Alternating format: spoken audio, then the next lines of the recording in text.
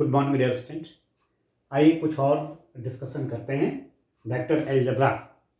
तो हमने एक किसी पॉइंट स्पेस में किसी पॉइंट का पोजीशन वेक्टर हमने किसी टाइम पर डिनोट किया था r is equal to x i plus y j plus z k से। ये हमारा एक्सिस सिस्टम है।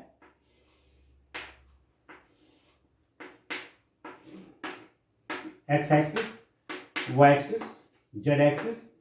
स्पेस में कोई पॉइंट है मेरे पास जिसके कोऑर्डिनेट है एक्स वाई जेड। ये एक्स है, ये वाई है, ये जेड है। यहाँ स्पेस में कोई पॉइंट है, उसका position vector x i plus y j plus z k से दिया जाता है। ठीक है।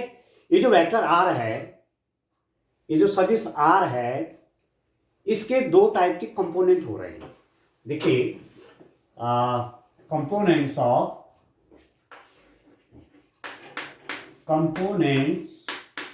ऑफ आर वेक्टर के घटक क्या क्या घटक हैं? स्केलर कंपोनेंट्स,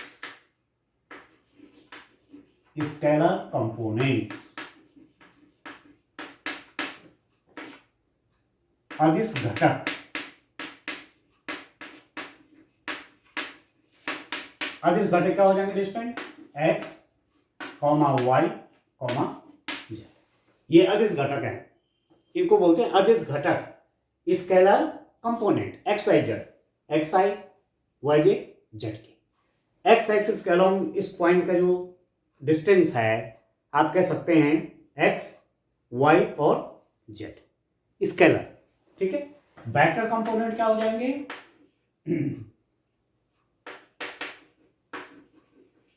वेक्टर कंपोनेंट्स ये क्या हो जाएंगे दोस्तों? सदिश घटक। वेक्टर कंपोनेंट्स अलोंग एक्सिस, अक्षों की दिशा में सदिश घटक वेक्टर कंपोनेंट क्या हो जाएंगे? ये वेक्टर कंपोनेंट देखो, ये जब इसमें यूनिट वेक्टर आई से मल्टीप्लाई हो गया तो एक्स एक्सिस में डिस्प्लेसमेंट है, आप देख रहे हैं। ये तो एक्स है, ये वाई है। एक्स एक्सिस में आप कितना मूवमेंट हुआ है? एक्स, वाई एक्सिस में वाई। इसको आपने यूनिट वेक्टर आई से मल्टीप्लाई कर दिया तो एक्स आई क्या हो गया? Vector along x axis. तो यही कंपोनेंट हो गया एक्स एक्सिस के along x I, Y axis के अलोंग हो गया वाई जे, और जेड एक्सिस के अलोंग हो गया जेड के। ठीक है दोस्तों। तो x i plus y j plus z k are the components of this vector are along x axis, y axis, z axis respectively. तो कोई आपके पास वेक्टर दिया हुआ है, फॉर एग्जाम्पल मैं कहूं ए इज ए वेक्टर, ठीक है, और आप कह सकते हैं A is a vector which is given as 3i plus 4j for example. ठीक है। तो इसके अदिश घटक स्केलर कंपोनेंट क्या हो जाएंगे? स्केलर कंपोनेंट अदिश घटक क्या हो जाएंगे स्टूडेंट? आप बोलेंगे 2, 3 एंड 4। ये हो गए स्केलर कंपोनेंट 2, 3, 4। इसके वेक्टर कंपोनेंट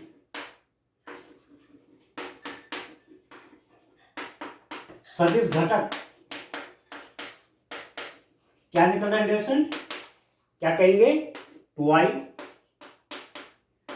ठीक है, plus 2i comma 3j comma 4 के। ठीक हो गया। तो स्केलर कंपोनेंट क्या हुए? अदिश घटक क्या हुए? 2, 3, 4। सदिश घटक क्या हुए? 2i, 3j, 4k। ये 2i एक्स एक्सिस के अलोंग हो गया, 3j वाई एक्सिस के अलोंग हो गया, और 4k जेड एक्सिस के अलोंग हो गया। ठीक है।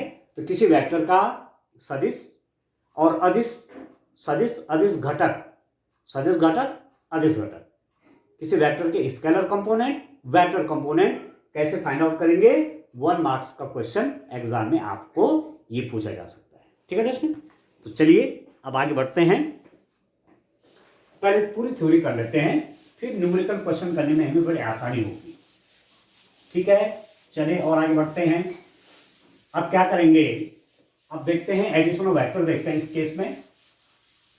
ठीक है, वहां तो हम आप कह सकते हैं कि फिगर के माध्यम से दो वेक्टर का एडिशन कर रहे थे, सब्ट्रैक्शन कर रहे थे, और यहां पर अब मैं वेक्टर को 3 डायमेंशनल फॉर्म में वेक्टर को दिखा रहा हूं। ठीक हो गया। यदि मेरे पास ए वेक्टर है a1i plus a2j plus a3k, a vector is a1i plus a2j plus a3k, b vector is b1i plus b2j plus b3k, a vector है a1i plus a2j plus a3k, b vector है b1i plus b2j plus b3k. How can you find the sum of these two vectors a plus b? इन दो vectors को आप add कैसे करेंगे? Add कैसे करेंगे? Add कर लीजिए a1i plus a2j plus a3k plus बीच में जोड़ लीजिए b1i plus b2j plus b3k। ठीक है, सिंपल आपको ऐड कर देना है। वेक्टर ए और वेक्टर बी का सम निकाल रहा हूं a प्लस बी। आप कैसे ऐड करेंगे? देखिए, ये वाला कंपोनेंट एक्स एक्सिस के अलोंग वाला कंपोनेंट एक्स एक्सिस के अलोंग वाला कंपोनेंट में ऐड होगा। ये एक्स एक्सिस के अलोंग वाला कंपोनेंट है, ये वाई एक्सिस के अलोंग कंपोनेंट है, जेड एक्सिस के अलोंग कंपोनेंट, वेक्टर कंपोनेंट। ये एक्स एक्सिस के अलोंग वेक्टर कंपोनेंट है, एक्स एक्सिस के अलोंग वाई एक्सिस के अलोंग वेक्टर कंपोनेंट है, जेड एक्सिस के अलोंग वेक्टर कंपोनेंट है। तो इनको ऐड कैसे करेंगे? This is equal to a1i plus b1i, ऐसे लिख देंगे, प्लस a2j प्लस b2j, ठीक है दोस्तों, प्लस a3k प्लस b3k। ठीक हो गया। तो ये कितना हो जाएगा? a1 plus b1 i, a plus b vector का सम ऐसे निकलेगा, plus a2 plus b2 j plus a3 plus b3 k। ये दो वेक्टर का सम हो गया, a plus b equal to this. और इसका मैग्नीट्यूड, अब आप मैग्नीट्यूड तो निकालना जानते हैं, पर मैं यदि ये कहूं इसका स्केलर कंपोनेंट, तो a1 plus b1, Y axis का long a2 plus b2, Z axis में a3 plus b3, scalar component. Vector component क्या हो जाएंगे? एक्स एक्सिस में a1 plus b1i, Y axis में a2 plus b2j, Z axis में a3 plus b3k। ठीक है, और यहां आप वेक्टर को इस रूप में दिखा रहे हैं a1i plus a2j plus a3k। तो कोऑर्डिनेट एक्सिस में एक्स एक्सिस का लॉन्ग कंपोनेंट a1i है, वाई एक्सिस में a2j है, जेड एक्सिस में a3k है। तो ये वेक्टर है कहां? ये वेक्टर आपका स्पेस में आ जाता है, प्लेन से हट करके। यदि इसमें तीनों कंपोनेंट है, एक्स एक्सिस का लॉन्ग भी कंपोनेंट है, वाई एक्सिस का लॉन्ग भी कंपोनेंट है, जेड एक्सिस का लॉन्ग भी कंपोनेंट है, तो अंतरिक्ष में सदिश आ जाएगा, स्पेस में ये वेक्टर आ जाएगा। ये 3 डायमेंशनल फॉर्म हो गई इसकी। ठीक है, ऐसे एक पार्ट यूं एक्स एक्सिस, वाई एक्सिस और जेड एक्सिस, अल्टीमेटली वेक्टर आपका यूं। ठीक हो गया। ऐसे आप सम करेंगे दो वेक्टर का। ठीक, यदि मैं a माइनस बी कर दूं, ठीक है स्टूडेंट, तो a क्या है आपके पास? a1i plus a2j plus a3k minus b1i plus b2j plus b3k। यह आपका हो जाएगा a1i plus a2j plus a3k। इस ब्रैकेट के बाद नेगेटिव साइन है, तो minus b1i minus b2j minus b3k। ठीक है, दिस इज इक्वल टू, इसमें से आप ये माइनस कर लीजिए, तो क्या हो जाएगा? a1i माइनस b1i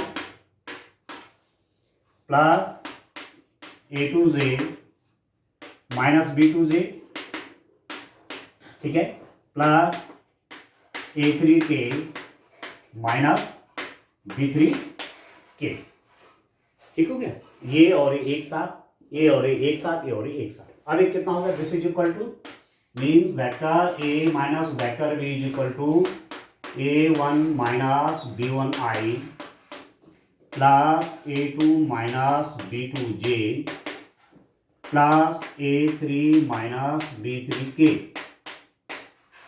ये दो वेक्टर का डिफरेंस हो गया A माइनस B, ऐसे फाइंड आउट करेंगे। ठीक हो गया, ठीक हो गया स्टूडेंट।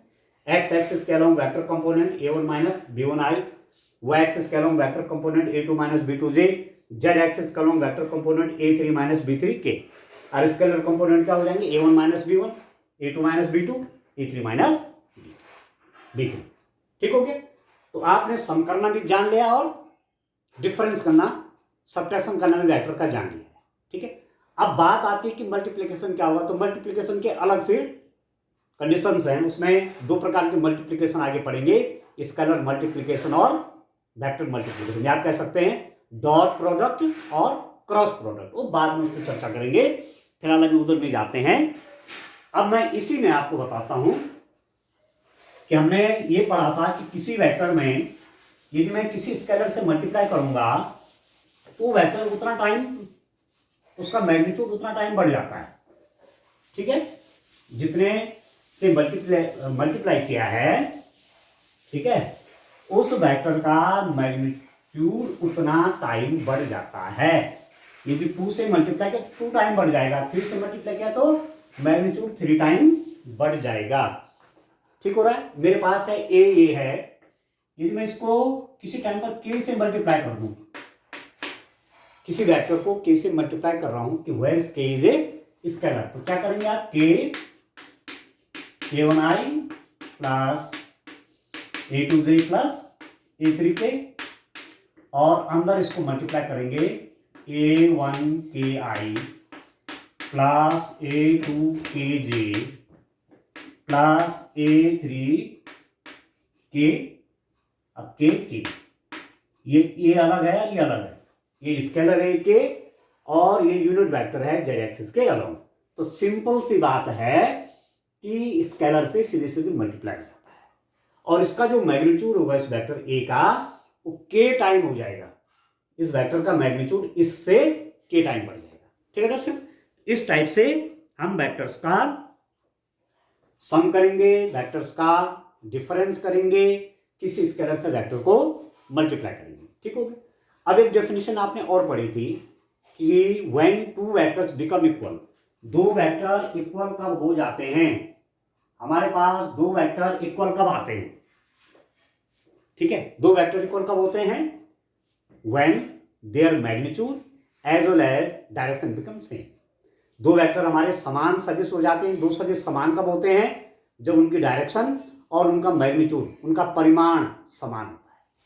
अब मेरे पास वेक्टर ए आपका ये है और वेक्टर बी है। इफ यदि दिया हुआ है कि vector a is equal to vector b, यदि वेक्टर आपस में समान हैं तो A1I plus A2J plus A3K is equal to vector b हो जाएगा B1I plus B2J plus B3K। Let if A vector is equal to b vector, यदि दो वेक्टर समान होते हैं तो क्या समान होता है, ये पार्ट इसके इक्वल होता है, ये पार्ट इसके इक्वल होता है, ये पार्ट इसके इक्वल होता है। ठीक है, तो this implies that A1 is equal to B1, A2 is equal to B2, A3 is equal to B3। दो वेक्टर इक्वल कब होते हैं, जब उनके कंपोनेंट भी इक्वल हो जाते हैं। ठीक है, ये वेक्टर भी कब होगा, जब A1 B1 के इक्वल होगा, A2 B2 के इक्वल होगा, A3 B3 के इक्वल होगा। ठीक है दोस्तों, तो इस टाइप से वेक्टर का एडिशन, सब्ट्रैक्शन और मल्टीप्लिकेशन, एडिशन, सब्ट्रैक्शन और किसी कांस्टेंट से मल्टीप्लिकेशन आपने देखा। दो वेक्टर इक्वल कैसे आप दिखाएंगे, उनके कंपोनेंट एक्स एक्सिस वाला कंपोनेंट को इक्वल कर देंगे। वो एक्सिस वाले कंपोनेंट को इक्वल कर देंगे, जेड एक्सिस वाले कंपोनेंट को इक्वल कर देंगे, तो ऐसी स्थिति में वेक्टर क्या हो जाते हैं, समान हो जाते हैं। ठीक है, अब बात आती है कोलोनियर वेक्टर क्या होते हैं। ठीक है, कोलोनियर वेक्टर आपने पढ़े हैं, यदि कोलोनियर में संरेख सदिश कौन होंगे, संरेख सदिश आपके वो होंगे जो किसी एक लाइन के अलोंग समांतर होंगे, किसी लाइन के अलोंग पैरेलल वेक्टर आपके क्या होते हैं। ठीक है, किसी रेखा के अनुदिश यदि वेक्टर उस रेखा के समांतर हैं तो वह सदिश आपको समांतर सदिश कहलाते हैं, या वो आपको कोलोनियर वेक्टर संरेख सदिश कहलाते हैं। ठीक है, ठीक है स्टूडेंट। तो यदि मैं कहूं A and B are collinear,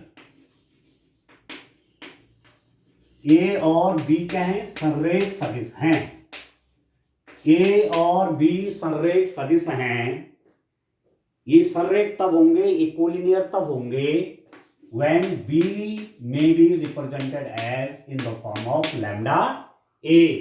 b क्या है, इस फॉर्म का होगा। b वेक्टर को आप a के कुछ मल्टीपल के रूप में लिख पाएंगे, तब जाकर के कहेंगे कि a और b क्या है, कोलोनियर संरेख है। ठीक है दर्शन, तो कहने का मतलब क्या हुआ, कहने का मतलब ये हुआ कि इनके मैग्नीट्यूड में अंतर हो सकता है। ठीक है, एक आपका ये, एक आपका ये है, तो ये क्या कहलाएंगे, these are called the collinear vectors, संरेख। पैरेलल हैं तो क्या कहलाएंगे, ये संरेख कहलाएंगे।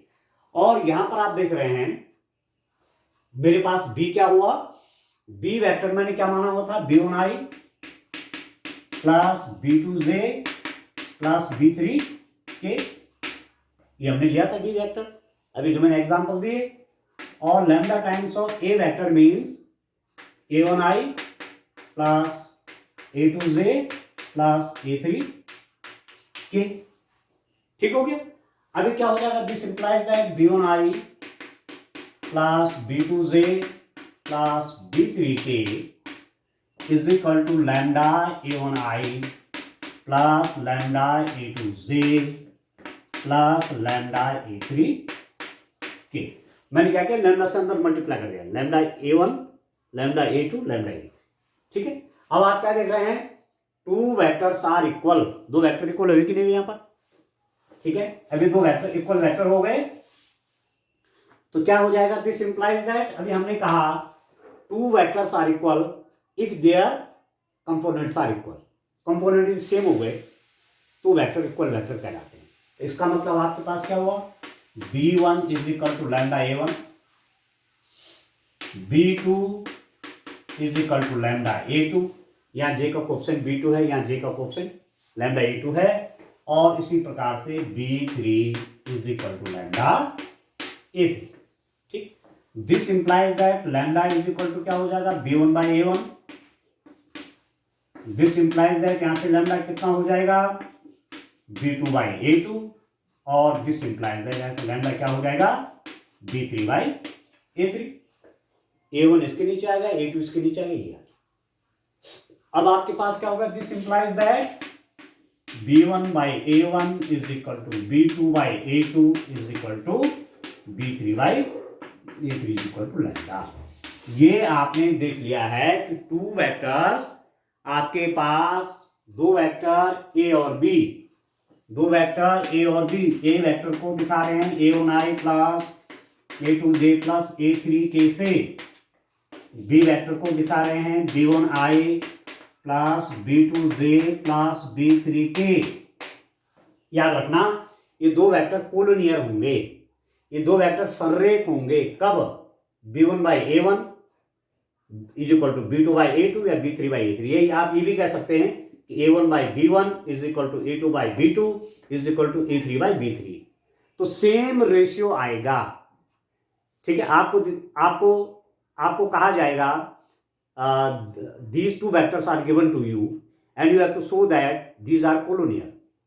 तो आपने क्या करना है, उनके आई के कोफिशिएंट ए वेक्टर का आई का मतलब एक्स एक्सिस कॉलम का कंपोनेंट और दूसरे का एक्स एक्सिस कॉलम का कंपोनेंट, उनका रेशियो निकाल लीजिए। ऐसी वाई एक्सिस कॉलम कंपोनेंट का रेशियो निकाल लीजिए, ऐसी जेड एक्सिस कॉलम कंपोनेंट का रेशियो निकाल लीजिए।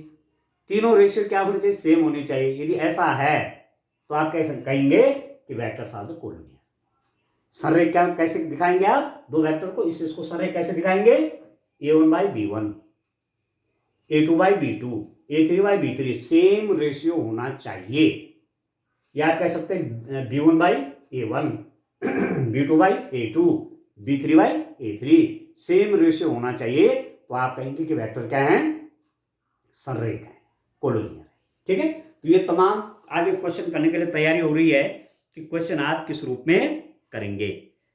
ठीक है दोस्तों, अब मैं एक आपको और बताता हूं, एक फॉर्मूला और निकालते हैं। देखिए, एक वेक्टर फाइंड आउट करना है जो स्पेस में दो पॉइंट्स को ज्वाइन करे। ठीक है, अब आप देखिए,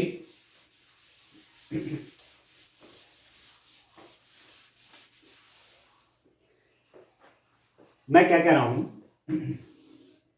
vector joining two points, topic है आपका वेक्टर ज्वाइनिंग टू पॉइंट्स।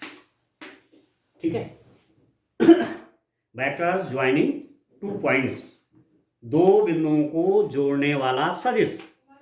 ठीक है, दो बिंदुओं को मिलाने वाला सदिश, वेक्टर ज्वाइनिंग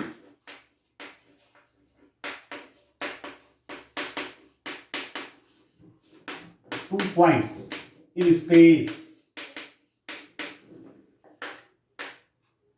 दो बिंदुओं को मिलाने वाला सदिश, दो बिंदुओं को मिलाने वाला सदिश कैसे होगा, कैसे निकालेंगे? जस्ट देखिए, एक मेरे पास पॉइंट P है जिसे कोऑर्डिनेट हैं x1 y1 z1, x1 y1 z1। दूसरा है Q, इसके कोऑर्डिनेट हैं x2 y2 z2। ठीक है, आपको वेक्टर चाहिए PQ वेक्टर चाहिए। You have to find vector PQ। ये PQ वेक्टर है। ठीक है, कैसे निकालोगे?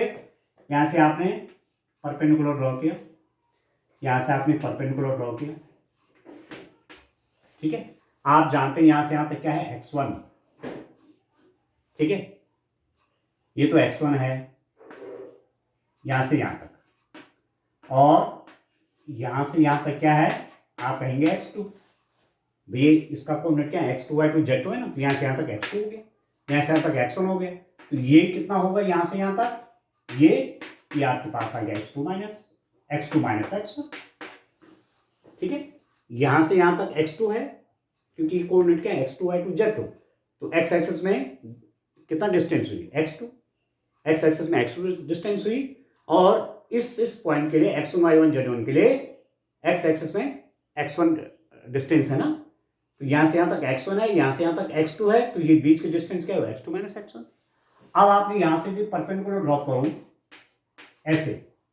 ठीक है, और इसको a कह दूं तो मेरे पास AQ कितना होगा? इसको देखिए, यहां से लेकर के यहां तक ये क्या है? y1 है। ठीक है, और यहां से लेकर के यहां तक क्या है? y2 है। ठीक है दोस्तों, यहां से लेकर यहां तक क्या है? y2। ठीक है, यहां से लेकर यहां तक क्या है? y1। तो ये कितना बच गया? ये वाला बच गया आपका y2 माइनस y1। ये y2 माइनस y1, ये आपका कितना है? x2 minus x1। ठीक है, तो दो वेक्टर्स को आप ज्वाइन कर रहे हैं, ठीक है, किस किस वेक्टर को? सॉरी, दो पॉइंट्स को आप ज्वाइन कर रहे हैं, P और Q पॉइंट्स को। वेक्टर आपका PQ बन रहा है, तो यहां देखिए ये वाले डिस्टेंस आपके x2 माइनस x1 होगा, ये वाली कौन सी होगी? y2 minus y1। अब ये आपको वेक्टर चाहिए PQ। आपको वेक्टर चाहिए P Q. P Q vector is equal to, अब आप देखिए वेक्टर लॉ ऑफ एडिशन से हमने क्या देखा था, this vector plus this vector, इस वेक्टर और इस वेक्टर का रिजल्टेंट वेक्टर होगा ये, इस वेक्टर और इस वेक्टर का सम क्या होगा, ये होगा। ठीक है, परंतु आप देखिए ये मैं 2 डायमेंशन की बात नहीं कर रहा हूं, ये वेक्टर आप एक्चुअली अपने आप में ये दोनों पॉइंट आपके स्पेस में है, पी क्यू। ठीक है, एक्स एक्सिस कह रहा हूं x2 माइनस x1। ठीक है, एक्स एक्सिस में इसको ध्यान से देखिए, एक्स एक्सिस में आपका कितना होगा, एक्स एक्सिस में इस पी क्यू वेक्टर का स्केलर कंपोनेंट हो जाएगा x2 माइनस x1। किसका, पी क्यू वेक्टर का एक्स एक्सिस में कंपोनेंट x2 माइनस x1। ठीक हो गया। दिस पी क्यू वेक्टर का y एक्सिस में कितना कंपोनेंट हो जाएगा, y2 माइनस y1। ऐसे ही इस पी क्यू वेक्टर का z एक्सिस में कितना कंपोनेंट होगा, z2 माइनस z1। तो x एक्सिस में किसी वेक्टर का ये कंपोनेंट है स्केलर, y एक्सिस में ये स्केलर कंपोनेंट है, z एक्सिस में स्केलर कंपोनेंट है। तो वेक्टर इज गिवन एज, कैसे देते हैं, x2 minus x1i plus y2 minus y1j plus z2 minus z1। ये है, इस रंग से डिस्टेंस निकालेंगे। किसी वेक्टर का x axis y axis z axis में कंपोनेंट दे हुए हैं, स्केलर कंपोनेंट दे हुए हैं, तो वेक्टर क्या हो जाएगा, x एक्सिस के स्केलर कंपोनेंट को i से मल्टीप्लाई कर देंगे प्लस y एक्सिस का स्केलर कंपोनेंट को j से मल्टीप्लाई कर देंगे प्लस z एक्सिस के स्केलर कंपोनेंट को k से मल्टीप्लाई कर देंगे। तो हमारे पास ये वेक्टर निकल जाएगा, कौन सा, p q vector which is joining 2 points x1 y1 z1 and x2 y2 z2। ठीक है, तो ये सब जो चीजें बता रहे हैं आपको, ये आगे आपको न्यूमेरिकल क्वेश्चन करने में मदद करेंगे। ठीक है, तो आज के लिए इतना काफी है। Thank you.